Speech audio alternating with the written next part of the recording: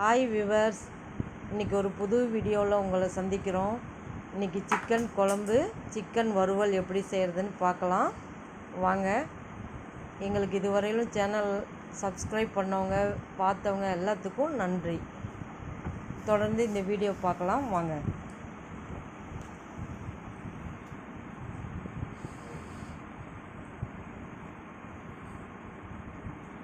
நான் 1.5 கிலோ கறி எடுத்திருக்கேன். அதுக்கு 100 ml கடலெண்ணெய், மிஸ்டர் கோல்டு கடலெண்ணெய் சேர்த்துருக்கேன்.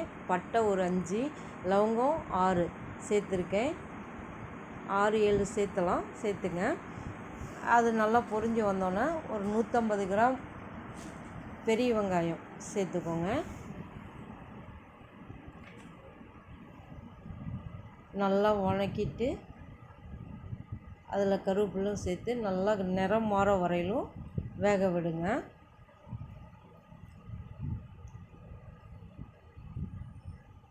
இந்த சிக்கன் ரொம்ப டேஸ்ட்டாக இருக்கும். செஞ்சு பாருங்கள். செஞ்சு பார்த்துட்டு எப்படி இருக்குன்னு சொல்லுங்கள்.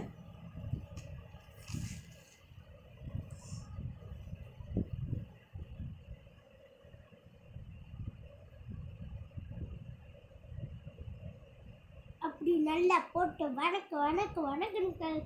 வணக்கணும். இதுக்கு தேவையான அளவு இஞ்சி பூண்டு 150 கிராம் சேர்த்துருக்கேன். உங்களுக்கு எவ்வளோ தேவைப்படுதோ அவ்வளோ போட்டுக்கோங்க.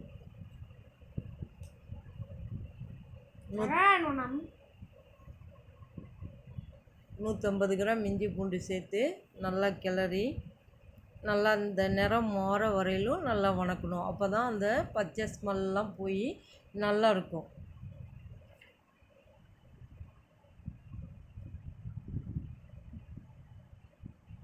இஞ்சி பூண்டு வாசம் நல்லா வருது பாருங்கள். ஸ்மெல்லே சூப்பராக இருக்குது. இப்போ சிக்கனை சேர்த்துக்கலாம். 1.5 கிலோ சிக்கன். இதை நல்லா சேர்த்து கிளறிட்டு அந்த சிக்கனோட தண்ணி எல்லாம் வற்றிடணும். அதுக்கப்புறம் அந்த எண்ணெய் மேலே வரும்போது அப்போ தான் இந்த டேஸ்ட், அந்த பச்சை ஸ்மெல்லாம் போய் டேஸ்ட்டாக இருக்கும் சிக்கன். அதனால நல்லா வணக்கிடணும். எண்ணெயில்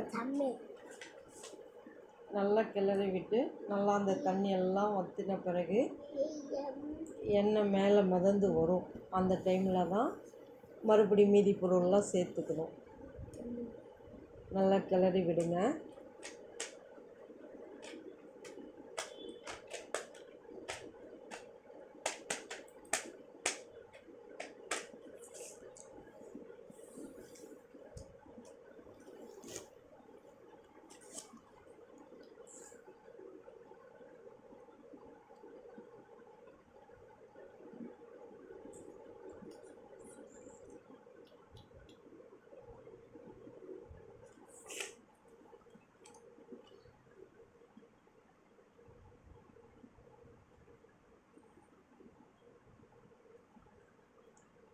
தண்ணி இல்லாமல் சேர்த்துனோம்னா இப்போ இந்த மாதிரி வந்துடணும் பாருங்கள். இந்த மாதிரி வந்த பிறகு இப்போ தக்காளி, இது நான் கிரேவியாக வரணும், குழம்பாக வரணுங்கிறதுனால 400 கிராம் தக்காளி சேர்த்துருக்கேன். இதில் தேங்காயெலாம் சேர்த்தலை. அதனால் இந்த டேஸ்ட்டுக்கு இந்த தக்காளி 400 கிராம் சேர்த்துனா தான் நல்லாயிருக்கும். அதனால் இந்த டேஸ்ட்டுக்கு 400 கிராம் சேர்த்துருக்கேன். இதையும் நல்லா கிளறி விட்டுக்கோங்க.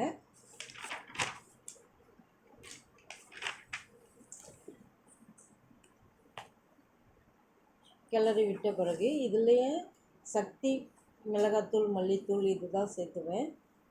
சக்தி மிளகாத்தூள் 3 ஸ்பூன், மல்லித்தூள் 2 ஸ்பூன், மஞ்சத்தூள் 1/2 ஸ்பூன். இது 3ஐயும் சேர்த்து நல்லா கிளறி விடுங்க.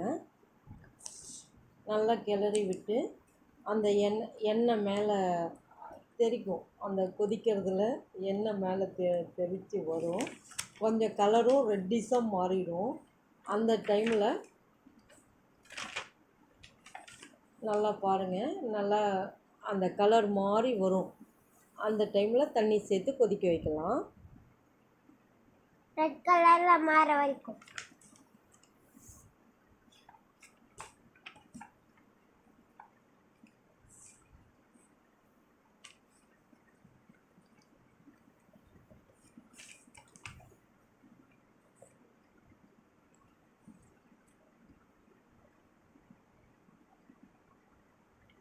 இது அப்படியே ஒரு 2 நிமிஷம் வேகட்டும். வெந்ததுன்னா அந்த மசாலாலாம் உள்ளே இறங்கி நல்லா டேஸ்ட்டு கொடுக்கும். கறி சாப்பிடும்போது நல்லா டேஸ்ட்டாக இருக்கும். அது சாப்பிட்றதுக்கு செம்ம டேஸ்ட்டாக செம்மையாக இருக்கும். எல்லாத்தோட இதுதான் செம்ம டேஸ்ட்டாக இருக்குங்க.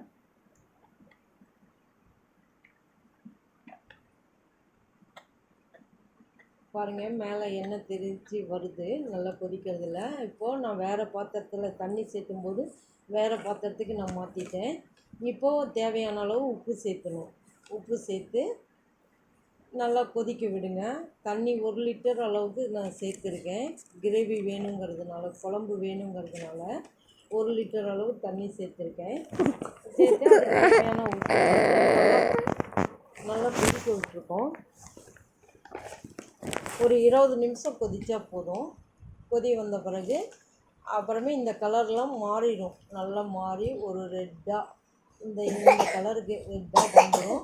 இந்த பதத்தில் இறக்கிடுங்க. இறக்கிட்டு இப்போ அந்த சிக்கனை தாளிக்கலாம், வறுவல் பண்ணலாம். அப்போ 50 கிராம் மிஸ்டர் கோல்டு கடலெண்ணெய் சேர்த்துட்டு அதில் வெங்காயம், சின்ன வெங்காயம் 200 கிராம், கருவேப்பிலை சேர்த்து நல்லா நிறம் மாற வரையிலும் வணக்கலாம்.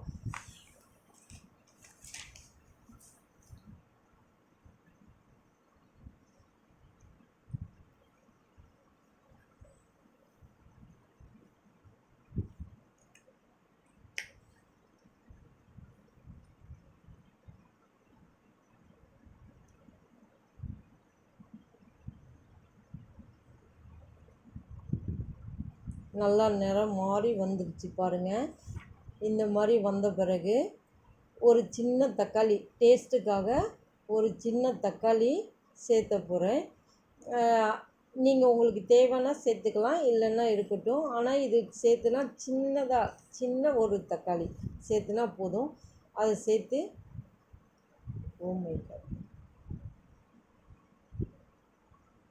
இப்போது சக்தி கறி மசால் 2 ஸ்பூன், மிளகுத்தூள் 1 ஸ்பூன் சேர்த்து நல்லா கிளறி விடுங்க.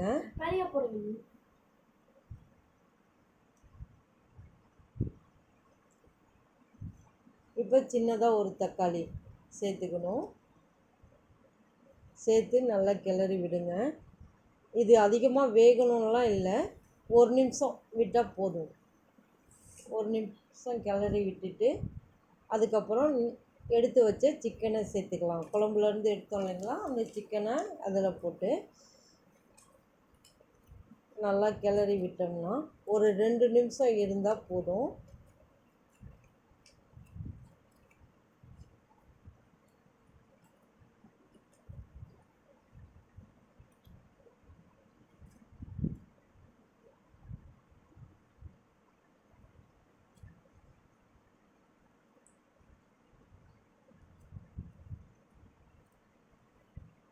இப்போ சிக்கனை சேர்த்து நல்லா கிளறி விட்டு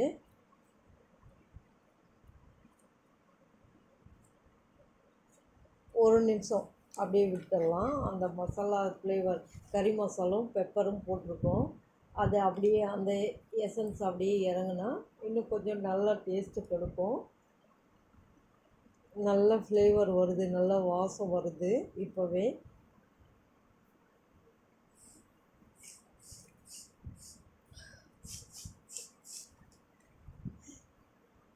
இதில் கொத்தமல்லி இலை தூவி விட்டுடலாம்.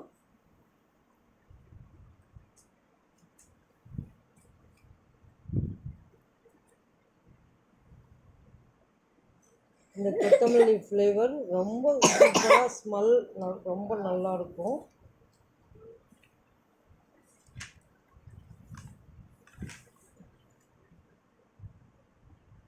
அவ்வளோதான்.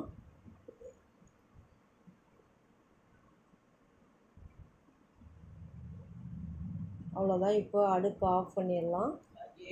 ரொம்ப டேஸ்ட்டாக நல்லாயிருக்கும். சாப்பிட்டு பார்த்துட்டு எங்களுக்கு லைக் பண்ணுங்கள், கமெண்ட் பண்ணுங்கள், சப்ஸ்கிரைப் பண்ணுங்கள். தேங்க்யூ.